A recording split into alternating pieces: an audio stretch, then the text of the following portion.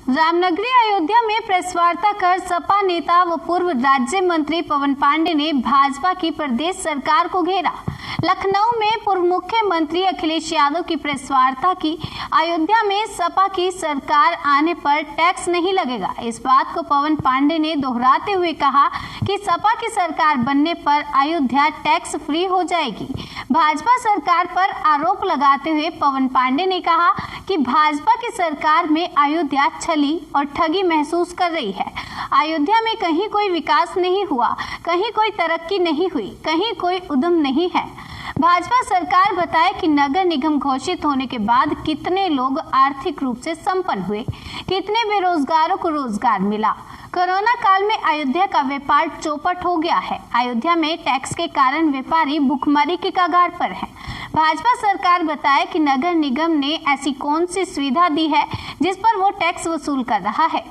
पवन पांडे ने कहा कि सपा की सरकार में अयोध्या धाम में सीवर लाइन की शुरुआत की, बिजली के अंडरग्राउंड केबल की शुरुआत की। दूसरे चरण में फैजाबाद में अंडरग्राउंड केबल की शुरुआत होनी थी, लेकिन कुछ भी नहीं हुआ। भ्रष्टाचार के मुद्दे पर पवन पांडे ने कहा कि गाजियाबाद में 25 लोगों की मौत भाजपा सरकार में भ्रष्टाचार का सबसे बड़ा उदाहरण है। प्रदेश में कानून व्यवस्था भी ध्वस्त हो चुकी है। अयोध्या के पड़ोसी जनपद अंबेडकर नगर में 2 सगे भाइयों की हत्या कर दी गई। कहीं कोई उद्यम नहीं है। आज आप बता दीजिए कि नगर निगम घोषित होने के बाद योगी जी की सरकार ने ऐसा कौन सा काम किया जिससे अयोध्या के लोग आर्थिक रूप से संपन्न हुए हों। व्यापार चौपट है, व्यापारी रो रहा है।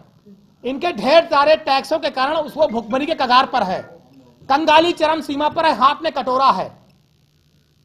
इन्होंने कोई अगर उद्योग धंधे शुरू किए हो जिससे रोजगार बढ़ाओ तो बता दें, और अगर ऐसी कोई सुविधाएं दी हो जिन सुविधाओं के एवज में टैक्स ले रहे हो तो बता दें।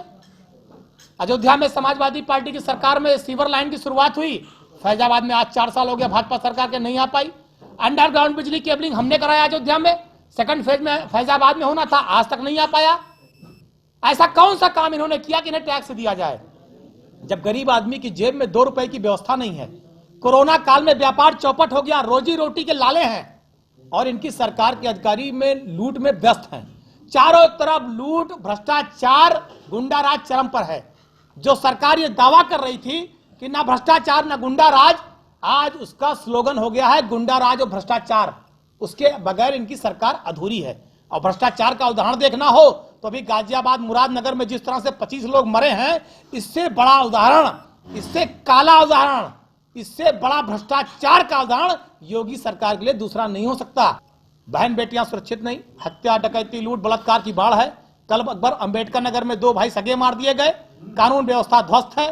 थानों में अगर आप चले जाइए, जेब का एक पैसा इनके पुलिस के कर्मचारी निकोल लेते हैं। खून तो पीते ही पीते हैं, पैसा भी पी रहे हैं।